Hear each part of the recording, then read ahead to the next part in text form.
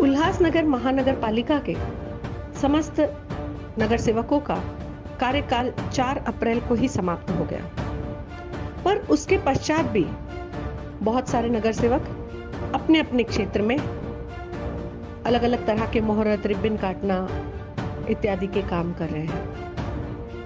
अब ऐसे में क्या है कहना हमारे विचारक श्री नरेश टहलरामानी जी का। आइए करते हैं एक मुलाकात। नरेश भाई साहब नमस्कार। नमस्कार जी भाई साहब, हम लोग फिर आ गए हैं आपके पास आपकी बातें सुनने के लिए, आपके विचार रूपी मंथन जो है उसका नवनीत प्राप्त करने के लिए और उसका फायदा जो है वो हमारे उल्लासनगर के दर्शकों को भी मिले। भाई साहब, पिछले वाले इंटरव्यू में आपने कहा था कि महानगर पालिका बर्खास्त नहीं हुई है, पार्षदों का कार्यकाल पूर्ण हुआ है। उस दृष्टि से तो ये समस्त जो पार्षद है वे भूतपूर्व पार्षद कहलाएंगे, क्या इन्हें वर्तमान पार्षद कहना चाहिए? जी नहीं, बिल्कुल आपने सही फरमाया। ये जो हैं एक्स कारपोरेटर बन चुके, इनका कार्यकाल समाप्त हो गया तो ये एक्स कारपोरेटर हो गए। जी, तो फिर ये किस आधार पर, किस अधिकार पर जगह जगह मुहूर्त कर रहे हैं, रिबन्स काट रहे हैं, इनके कार्यक्रम चालू है, इस बारे में कृपया मार्गदर्शन कीजिए। शर्मा मैडम, आपने एक बड़ा ही रोचक प्रश्न पूछ लिया है कि ये अभी भी इंटरव्यू कर रहे हैं, अपना मुहूर्त कर रहे हैं, रिबन काट रहे हैं, कई जगहों पे जा रहे हैं। देखिए, बंदर कितना भी बूढ़ा हो जाए गुलाटी मारना नहीं भूलता, तो इनकी ये आदत बन चुकी है। पेपरों में आए, न्यूज़ में आ जाएं, कुछ न कुछ ऐसे करें, हरकतें करें, पब्लिक में दिखाएं कि हम कर रहे हैं बहुत कुछ।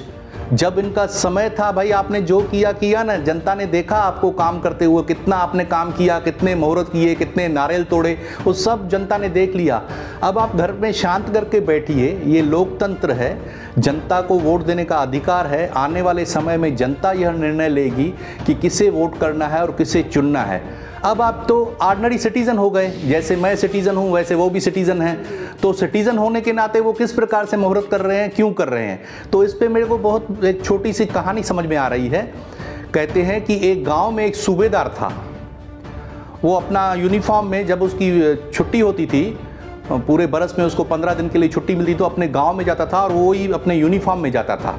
तो जो गांव वाले, अड़ोस पड़ोस के गांव वाले थे, बड़े उसको सैल्यूट मारते थे, सलाम करते थे। वो वर्दी में रहता था, अपना डंडा घुमाते हुए, टोपी वोपी हिलाते हुए जाता था, तो सब लोग उसको सलाम करते थे। फिर एक दिन ऐसा हुआ कि उनकी रिटायरमेंट हो गई। अब रिटायरमेंट हो गई तो उनका वो जो यूनिफॉर्म था वो तो चला गया। अब वो यूनिफॉर्म तो था उनको, लेकिन उनको पद नहीं था।